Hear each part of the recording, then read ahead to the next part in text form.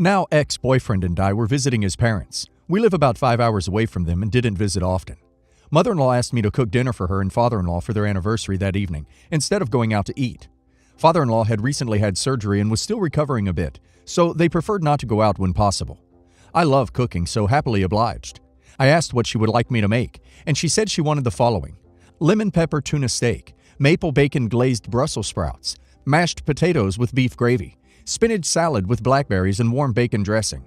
I was more than happy to make all of this. She said she would take us to the grocery store so that we could get fresh ingredients.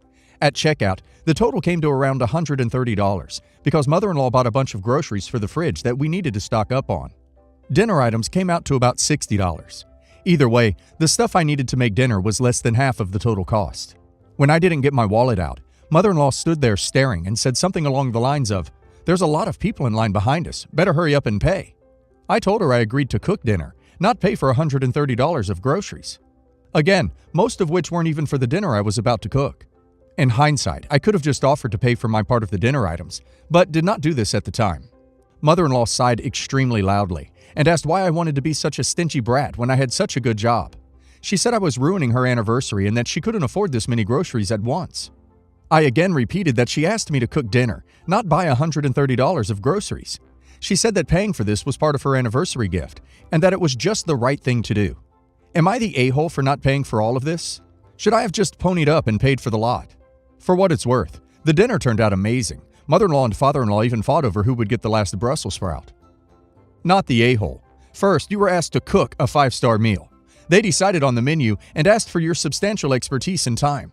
That alone is a pretty amazing gift. They did not ask you to supply the ingredients.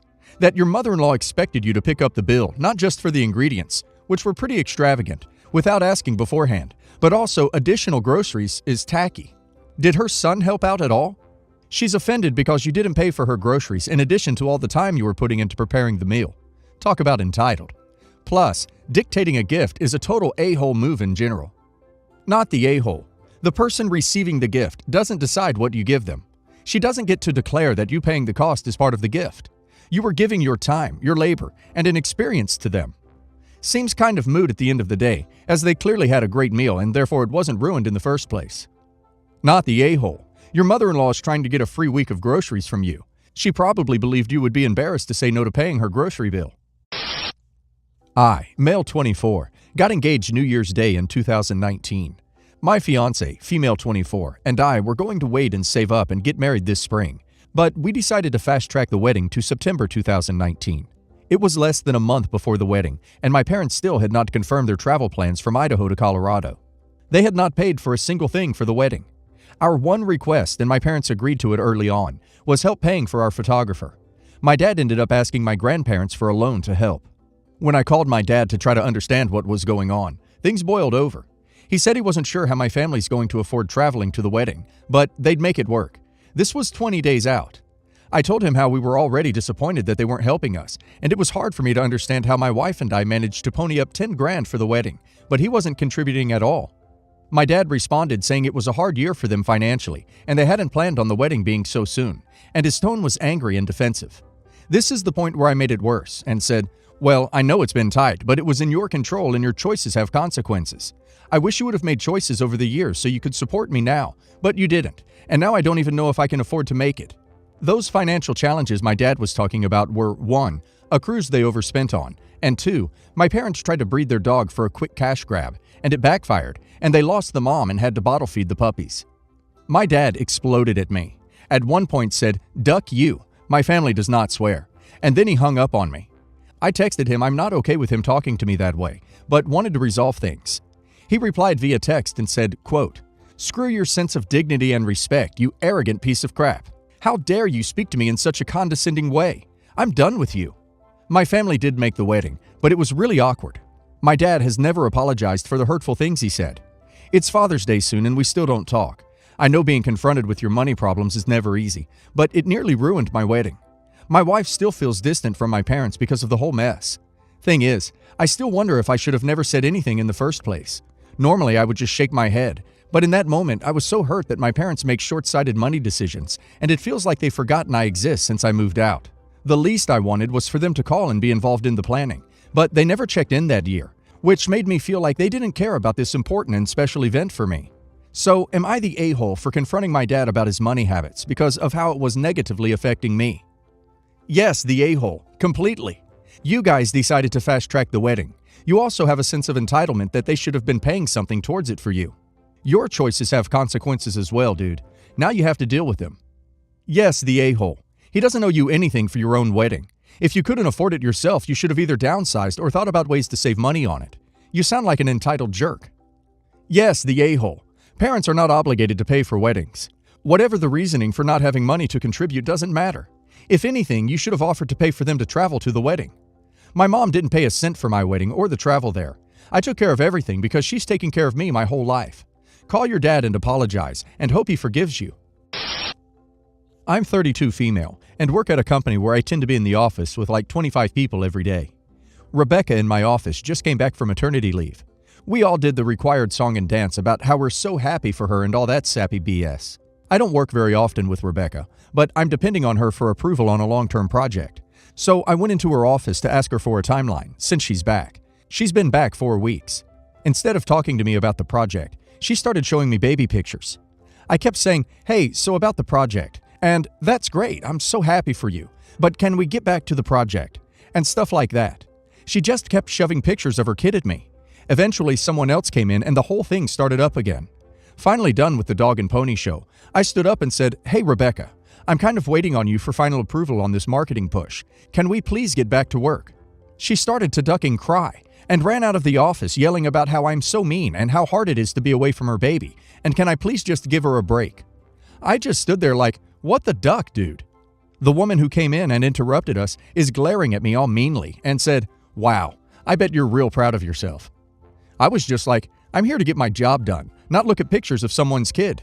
She sneered at me and stomped off and complained to my boss, who said I should try to be more understanding and compassionate. I told him that I was being compassionate. I've been waiting for a ducking week for Rebecca to get her crap together. Am I the a-hole? In my opinion, not the a-hole. You played her game, you looked at her brat pics and tried to get back on task. She's been back 4 weeks and she's avoiding the project, or she would have answered you when you've pushed on it. I'd email her and CC supervisor, manager, in requesting the info you need. Do the obligatory part, then move on to the actual work. It's good to have you back, and I'm sorry if I upset you the other day. I'm sure it's hard to be thrown back into work so quickly. I'm at X point with this project, and in order to move forward, I'd be grateful if you could Y. The project deadline is Z. Many thanks. All of the above, except do not apologize. First of all, you have nothing to apologize for. You're at work, not a 4-week baby shower.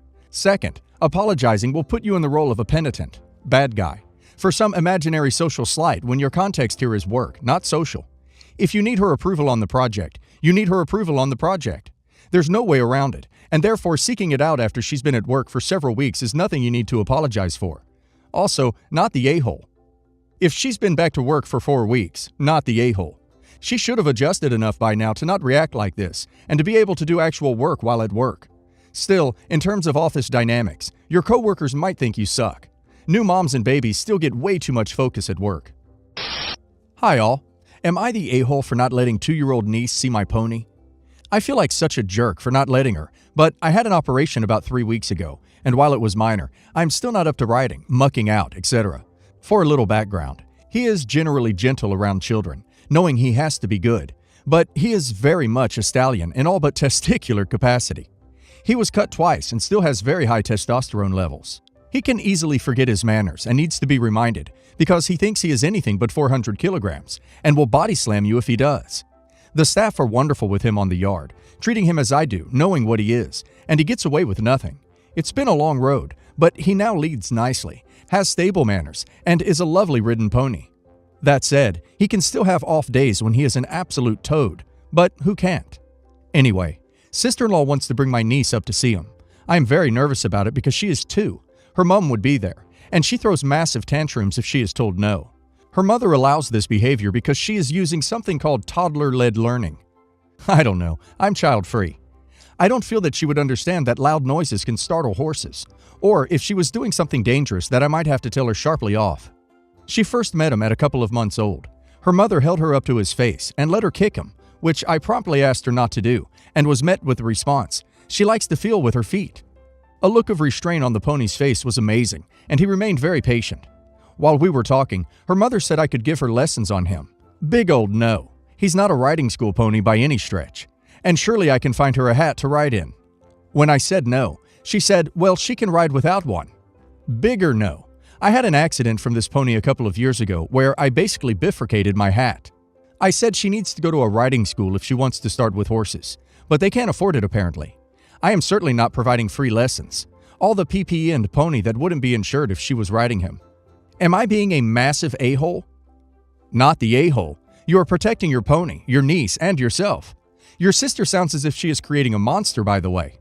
My horses are big and very gentle, but I would say a big fat no to any toddler-led learning around them too.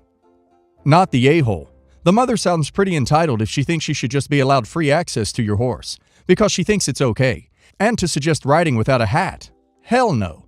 She clearly doesn't know enough about equines for this to be safe or fair for your horse. You're doing right by him.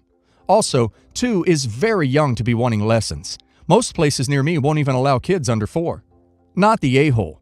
I feel sorry for you, but you're doing the right thing. You seem to care more about your niece than her own mother. You're doing the absolute right thing. A 2-year-old girl riding a sometimes rough stallion is a big no-no. Taking responsibility for someone else's kid is dangerous in itself. Plus, if your niece gets hurt, it'll be a bigger problem and you'll be blamed. Relax. You did nothing wrong. I plan to go on a holiday with her best friend and their significant other, from here called A and B. When we broke up, I contacted A asking for her bank details to cover my quarter of the hotel room. We were all sharing. In the original plan, X and I were driving to and from the hotel, 11-plus-hour drive to another country, while A and B were flying there and driving back with us. With that in mind, I offered to split the cost of their flight back if my ex decided not to go on the holiday, since I was partly responsible for them needing to book another flight. A few days later, my ex calls to square up some money I owe her from across the relationship, just shy of $1,500.